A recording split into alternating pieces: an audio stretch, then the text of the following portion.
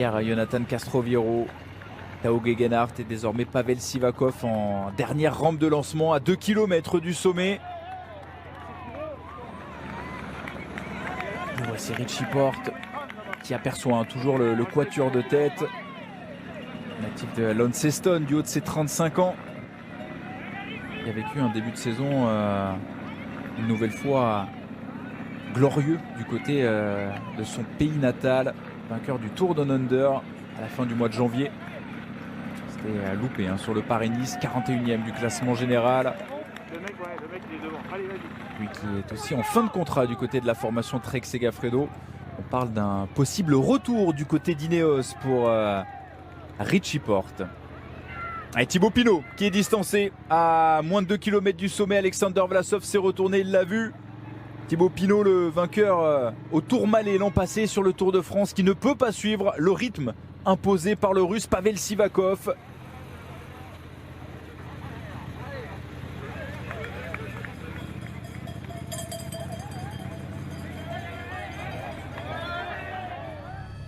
Ça grimace également pour Alexander Vlasov, qui parvient tout de même à s'accrocher aux roues des deux concurrents Ineos. Il s'est retourné Thibaut Pinot pour jauger de l'écart avec les poursuivants.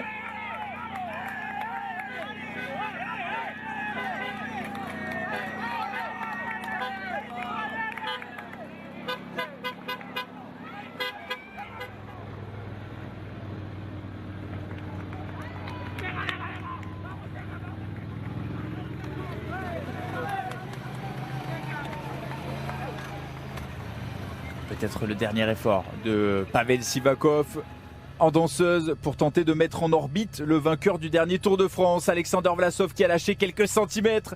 Il est à la rupture, le champion de Russie pour la formation Astana. Et Egan Bernal est parti.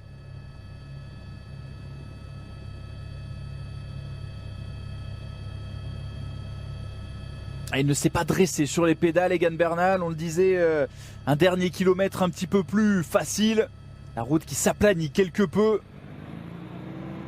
Et ça y est, il produit son effort. Impressionnant, impressionnant Egan Bernal.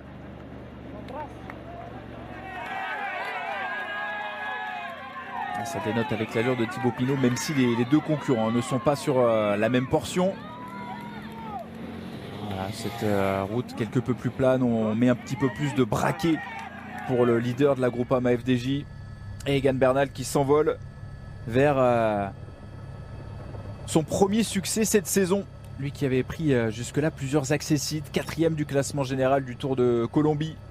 3e du championnat national de Colombie contre la montre. Vice-champion de Colombie sur route. Battu par Sergio Higuita.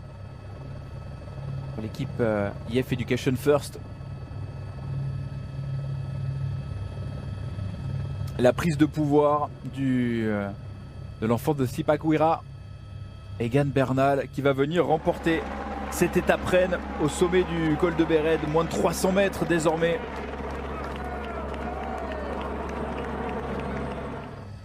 Il aura bénéficié d'un excellent travail de la part de cette formation Ineos avec Christopher Froome, Jonathan Castroviro, Tao Gegenhardt et en dernière rampe de lancement, le Russe Pavel Sivakov va avoir le temps d'apprécier avec les bonifications en plus. Egan Bernal remporte l'étape reine de cette route d'Occitanie 2020. C'est d'ailleurs un doublé Ineos avec la 2e place pour Pavel Sivakov qui va pouvoir lui aussi célébrer. Et deux Russes sur le podium puisque le jeune Alexander Vlasov pour la formation Astana va prendre la 3e place. Thibaut Pinot va terminer à 31 secondes du vainqueur du jour en 4e position. Et regardez qu'elle est belle cette image. Ils sont tous les deux de la même génération. 23 ans pour le Colombien, 23 ans également pour le Russe.